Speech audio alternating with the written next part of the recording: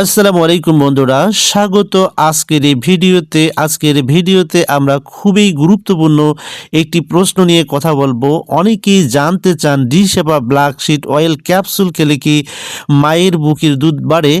এই ভিডিওতে আমি গুজব নয়, সহজ ও সত্য তথ্য আপনাদের সামনে তুলে ধরবো, তাই ভিডিওটি শেষ পর্যন্ত দেখতে থাকুন।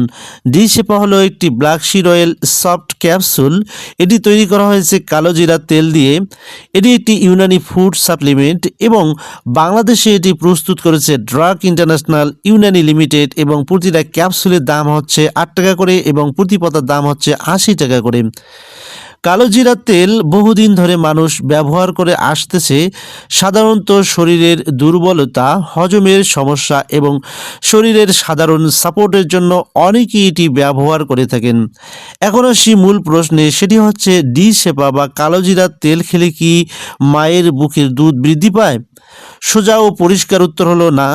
ডিশেপা বা কালো জিরার তেল খেলে মায়ের বুকের দুধ নিশ্চিতভাবে বাড়ে এরকম কোনো বৈজ্ঞানিক প্রমাণ নেই।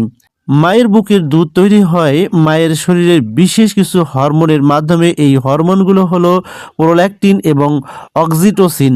কালো জিরার তেল এই হরমোন বাড়ায় এমন কোনো নিশ্চিতভাবে প্রমাণ পাওয়া যায় না, তাই এটাকে দুধ বাড়ানোর ঔষধ বলা ঠিক নয়। তাহলে তাহলে অনেকেই কেন বলেন কালো জিরার তেল খেলে দুধ বাড়ে? এখন আমরা এই প্রশ্নের উত্তরে যাব। এর কারণ হলো এটি শরীরের সাধারণ শক্তি ও পুষ্টির সাপোর্ট দিতে পারে। কোনো মা যদি দুর্বল হন, ঠিকমতো খেতে না পারেন, তখন শরীর যদি দুর্বল থাকে তাহলে মায়ের বুকের দুধ কম তৈরি হতে পারে। তাই ডিশেপা খেলে ইমিউনিটি সিস্টেম শক্তিশালী হয়, শরীরের দুর্বলতা কাটে এবং মায়ের বুকের দুধ এই কারণেই বৃদ্ধি পেতে পারে। কিন্তু কালো জিরার তেলের সরাসরি কাজ নয় মায়ের বুকের দুধ বৃদ্ধি করা। এখানে একটি খুবই গুরুত্বপূর্ণ সতর্কতার কথা বলছি, সেটি হচ্ছে যেসব মা বুকের দুধ খাওয়াচ্ছেন তারা নিজে নিজে ডিশেপা বা যে কোনো হার্বাল ক্যাপসুল গ্রহণ করবেন না। অবশ্যই এই ক্যাপসুলটি গ্রহণ করার আগে একজন বিশেষজ্ঞ ডাক্তারের সাথে পরামর্শ করে নিতে হবে, কারণ সব হার্বাল জিনিস সবার জন্য নিরাপদ নাও হতে পারে।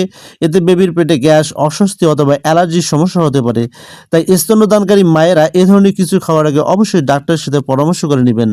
সো বন্ধুরা, এই ভিডিওটি শুধুমাত্র তথ্যমূলক ও শিক্ষামূলক উদ্দেশ্যে তৈরি করা হয়েছে।